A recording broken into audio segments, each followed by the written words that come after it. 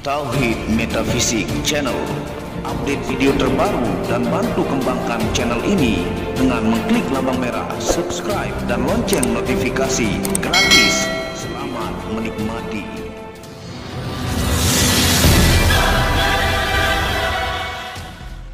Bismillahirrahmanirrahim. Assalamualaikum warahmatullahi wabarakatuh.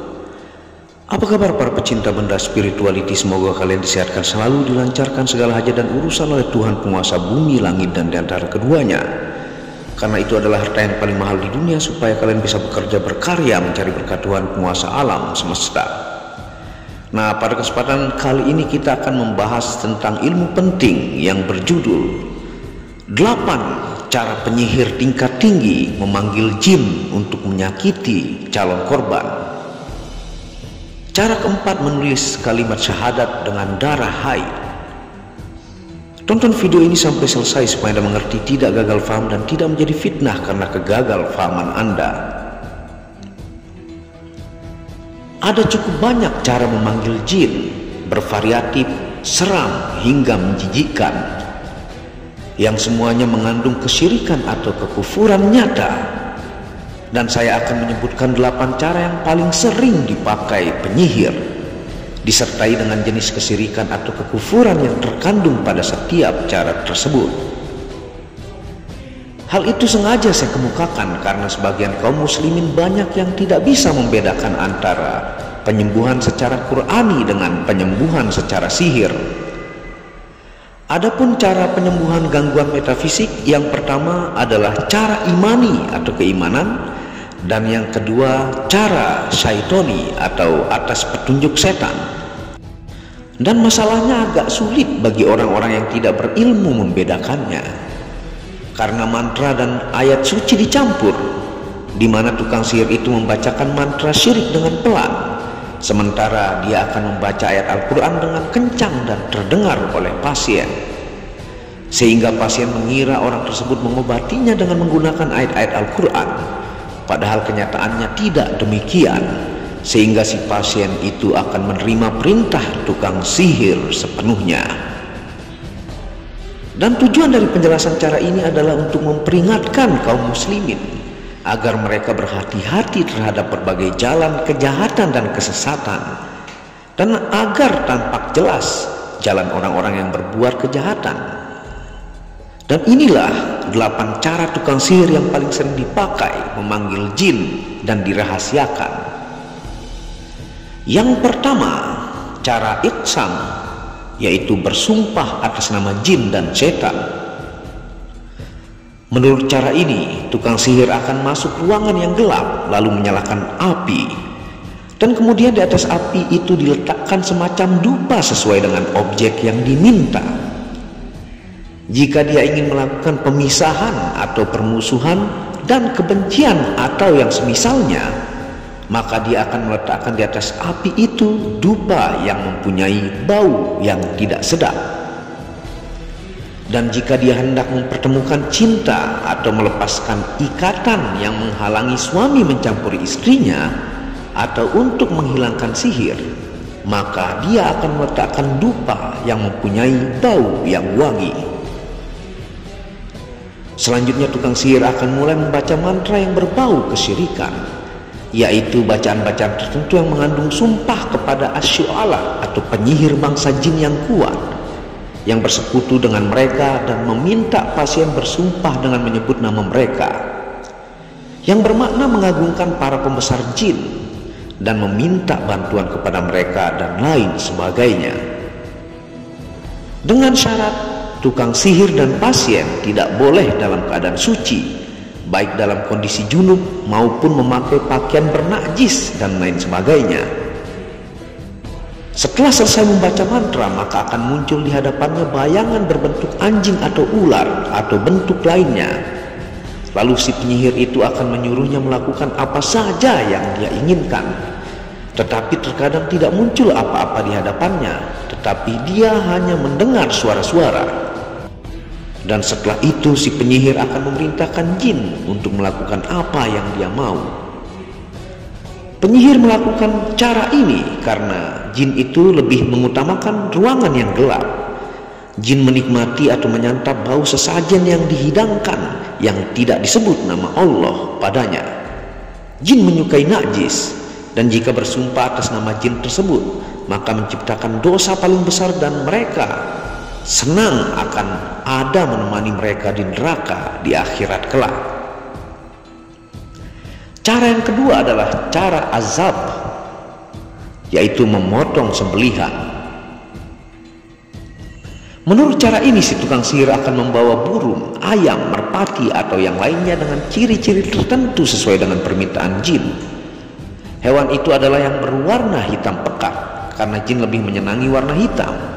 Kemudian dia menyembelihnya dengan tidak menyebut nama Allah atasnya. Terkadang si penderita akan diolesi darah binatang itu, dan terkadang juga tidak. Selanjutnya, dia melemparnya ke puing-puing bangunan, sumur, atau tempat-tempat kosong yang seringkali menjadi tempat jin. Dan pada saat melempar, dia tidak menyebut nama Allah. Setelah itu dia kembali pulang ke rumah lalu membaca mantra yang berbau syirik, dan selanjutnya menyuruh jin untuk melakukan apa saja yang dia inginkan. Menurut kesepakatan para ulama, menyembelih binatang untuk dipersembahkan kepada jin adalah sesuatu yang haram. Bahkan yang merupakan perbuatan syirik mutlak, karena binatang yang disembelih dengan menyebut nama selain Allah sama sekali tidak boleh dimakan oleh orang muslim, apalagi melakukannya. Akan tetapi bersamaan dengan itu, orang-orang bodoh di setiap zaman dan tempat akan terus melakukan perbuatan keji tersebut. Yahya bin Yahya pernah berkata, Wahab pernah berkata kepada saya, beberapa orang penguasa melihat adanya mata air dan bermaksud mengalirkannya. Untuk hal itu mereka menyembelih binatang untuk dipersembahkan kepada jin, agar jin-jin itu tidak menyumbat aliran air tersebut. Lalu dia memberikan makan kepada beberapa orang dengan sesembelihan itu. Selanjutnya berita tersebut terdengar oleh Ibnu Syihab Az-Zuhri, maka dia berkata, sesungguhnya mereka telah menyembelih apa yang tidak dihalalkan dan memberi makan orang-orang dengan apa yang tidak dihalalkan bagi mereka. Rasulullah SAW sendiri telah melarang makan sesembelihan yang disembelih untuk dipersembahkan kepada jin. Dalam kitab Sahih Muslim juga disebutkan sebuah hadis dari Ali bin Abi Thalib radhiyallahu an. Dia berkata, Rasulullah SAW bersabda, yang artinya Allah melaknat orang yang menyembelih binatang untuk selain Allah. Yang ketiga, cara sulfiyah, yaitu melakukan kenistaan. Cara ketiga ini sangat populer di kalangan para tukang sihir dengan sebutan sulfiyah. Tukang sihir yang menggunakan cara ini memiliki banyak setan yang mengabdi kepadanya dan menjalankan semua perintahnya, karena dia sebagai tukang sihir yang paling kufur dan paling ingkar. Cara ini dapat digambarkan sebagai berikut. Penyihir secara terus-menerus meletakkan mushaf di kedua kakinya dalam posisi berada di dalam sepatu. Kemudian dengan posisi Al-Quran seperti itu, si penyihir itu masuk WC, lalu kemudian membaca mantra di dalam WC. Selanjutnya keluar lagi dan duduk di sebuah ruangan. Setelah itu dia akan menyuruh jin untuk melakukan apa saja yang dikehendakinya. Maka jin pun akan segera mentaatinya dan menjalankan semua perintahnya. Hal itu tidak lain karena tukang sihir itu telah kufur kepada Allah yang Maha Agung, sehingga dengan demikian dia telah menjadi salah satu saudara setan, dan karenanya dia telah benar-benar merugi dan akan mendapatkan laknat dari Allah Rabb seru sekalian alam. Bagi tukang sihir yang menggunakan cara sulfiyah ini, disyaratkan harus melakukan sejumlah perbuatan dosa besar. Misalnya menyetubuhi wanita yang bukan istrinya, melakukan hubungan sesama jenis, melakukan perzinahan atau mencela agama. Semua itu dimaksudkan untuk mencari keridhaan setan. Yang keempat, cara najasah, yaitu menulis ayat Al-Quran dengan benda najis. Dalam cara ini seorang penyihir akan menulis salah satu surah dalam Al-Quranul Karim, biasanya kalimat syahadat, dengan menggunakan darah haid atau benda-benda najis lainnya. Dan setelah itu membaca mantra hingga jin muncul, untuk selanjutnya ia perintahkan apa saja yang ia kehendaki. Ini juga salah satu cara yang digunakan manusia yang ingin berilmu tinggi menjadi leak, baik itu di Lombok ataupun Bali. Kekufuran dengan cara ini sangat jelas dan tidak tersembunyi lagi, karena penghinaan dan pencemoohan terhadap ayat Al-Quranul Karim merupakan bentuk kekufuran kepada Allah yang Maha Agung. Yang kelima, cara tankis, yaitu menulis ayat-ayat Al-Quran secara terbalik. Menurut cara ini, tukang sihir menulis salah satu surah Al-Quranul Karim dengan huruf-huruf terpisah dan terbalik, yaitu ditulis bagian akhirnya dulu, baru kemudian bagian awalnya. Setelah itu dia membaca mantra yang berbau syirik, sehingga jin pun datang, lalu dia menyuruhnya melakukan apa yang dia inginkan. Cara ini pun jelas haram, karena di dalamnya mengandung unsur kesyirikan dan kekufuran. Cara yang keenam, cara tanjim atau menyembah bintang. Cara ini disebut juga dengan cara ar-rasd, karena dengan cara ini seseorang tukang sihir akan memantau munculnya bintang tertentu, kemudian berbicara dengan bintang tersebut dengan membaca mantra-mantra sihir. Selanjutnya membacakan mantra lain yang mengandung kesyirikan dan kekufuran kepada Allah. Setelah itu dia melakukan beberapa gerakan yang dia akui gerakan-gerakan itu dapat menurunkan cahaya spiritual bintang-bintang. Padahal sebenarnya hal itu merupakan bentuk penyembahan bintang tersebut selain dari Allah Subhanahu wa Ta'ala, meskipun orang yang melakukan gerakan tersebut tidak menyadarinya. Pada saat itu setan-setan akan menyambut dan menjalankan semua perintah tukang sihir terlaknat itu, sehingga dia mengira bahwa bintang itulah yang membantunya. Padahal bintang itu tidak mengetahui sedikit pun mengenai hal tersebut. Para tukang sihir tersebut mengaku bahwa sihir itu tidak akan bisa diobati kecuali jika bintang itu muncul lagi pada waktu yang lain. Bintangnya akan muncul biasanya sekali dalam setahun, sehingga jika melakukan ritual atau menyembuhkan, mereka harus menunggu kemunculannya. Dan setelah muncul, baru mereka akan membaca mantra-mantra untuk menargetkan seseorang atau menyembuhkan seseorang, dan meminta pertolongan kepada bintang untuk menghilangkan sihir tersebut. Sangat jelas sekali bahwa pada cara tersebut terdapat unsur pengagungan kepada selain Allah dan meminta pertolongan kepada selainnya, dan sudah pasti semuanya itu merupakan perbuatan syirik, apalagi mantra-mantranya yang berbau kekufuran. Cara yang ketujuh, cara al-kaf, yaitu melihat melalui telapak tangan. Dalam cara ini tukang sihir akan menghadirkan seorang anak kecil yang belum balik dengan syarat anak itu tidak dalam keadaan berwudu. Kemudian dia akan melihat telapak tangan kiri anak tersebut, lalu menggambarkan garis persegi 4 di atas kertas atau kain. Di sekitar garis ini akan dituliskan beberapa mantra sihir yang sudah pasti mengandung unsur kesyirikan. Mantra-mantra tersebut ditulis di semua sisi garis dari persegi 4 itu, mirip seperti raja huruf Arab yang berisi nama jin. Kemudian diletakkan di telapak tangan anak tersebut tepat di tengah persegi 4 itu. Selanjutnya membuat rajah kedua di atas kertas persegi panjang menggunakan media minyak dan bunga berwarna biru atau minyak dan tinta berwarna biru. Kemudian meletakkan kertas tersebut seperti payung di atas wajah si anak tersebut, atau seperti memakaikan topi di atasnya agar tidak lepas. Selanjutnya anak itu ditutup seluruh badannya dengan kain hitam yang berat. Dalam kondisi seperti ini tentunya anak tersebut tidak akan dapat melihat karena gelap. Kemudian tukang sihir akan memulai membaca mantra yang teramat kufur, dan tiba-tiba anak itu akan merasa seakan-akan menjadi terang benderang dan melihat gambar yang bergerak di telapak tangannya.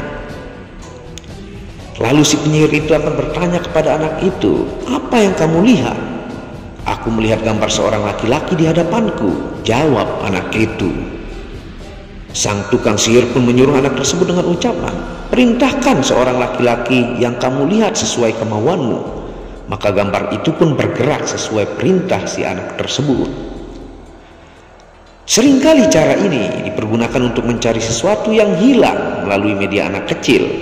Tidak tertutup lagi bahwa dalam cara ini mengandung kemusyrikan dan kekufuran serta mantra-mantra yang tidak dapat difahami dan mengandung nama jin. Dan cara terakhir adalah cara al-akthar, yaitu memampatkan benda bekas pakai. Menurut cara ini, si penyihir akan meminta beberapa barang bekas pakai dari si pasien, seperti sapu tangan, penutup kepala, baju, atau sobekan kain yang masih berbau keringat si pasien. Semisal kita ambil contoh yaitu sapu tangan. Kemudian si penyihir itu akan mengikat ujung sapu tangan itu, lalu mengukurnya sepanjang 4 jari, dan sapu tangan itu dipegang dengan kuat. Lalu dibacakan surah At-Takatsur atau surat pendek lainnya dengan suara keras. Selanjutnya si penyihir membacakan mantra yang berbau syirik secara pelan. Kemudian memanggil jin seraya berkata, jika penyakit yang dideritanya itu disebabkan oleh jin, maka pendekkanlah sapu tangan itu. Dan jika penyakit itu akibat kedengkian atau penyakit ain, maka panjangkanlah sapu tangan itu. Dan jika penyakit itu termasuk dari bagian kedokteran atau ilmiah, maka hendaklah kalian membiarkan sebagaimana wujudnya. Kemudian tukang sihir itu akan mengukurnya sekali lagi. Jika dia mendapatkan sapu tangan itu terlalu panjang melebihi 4 jari, maka si penyihir itu akan mengatakan, Anda terkena penyakit dengki. Dan jika sapu tangan itu pendek, maka dia akan mengatakan, Anda telah dirasuki jin. Dan jika mendapatkan sapu tangan itu seperti adanya 4 jari, maka dia akan mengatakan, tidak ada masalah dengan diri Anda, silahkan Anda berkonsultasi ke dokter. Upaya pengelabuhan yang dilakukan penyihir terhadap penderita, di mana dia mengangkat suaranya ketika membaca Al-Quran dengan tujuan agar penderita penyakit itu mengira bahwa penyihir itu mengobatinya dengan ayat Al-Quran, padahal kenyataannya tidak demikian. Tetapi rahasianya terletak pada mantra yang dibacakan secara pelan, meminta bantuan kepada jin, memanggil dan berdoa kepada mereka. Semua itu merupakan perbuatan syirik kepada Allah Subhanahu wa Ta'ala yang Maha Agung. Penjelasan ini diambil dari kitab Asy-Syarimul Battar fit Tashhadi Lisyaharatil Asrar, yang bermakna jenis sihir dan guna-guna serta tata cara mengobatinya menurut Al-Quran dan Sunnah, terbitan pustaka Imam Asy-Syafi'i. Wallahu a'lamu bishawab.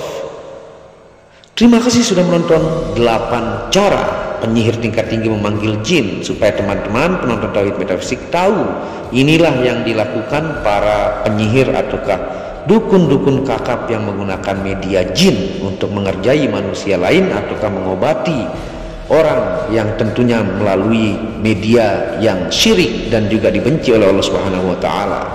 Semoga berkah bermanfaat. Apabila ada salah kata itu murni dari kebodohan saya sendiri, apabila ada benarnya itu datangnya dari Allah.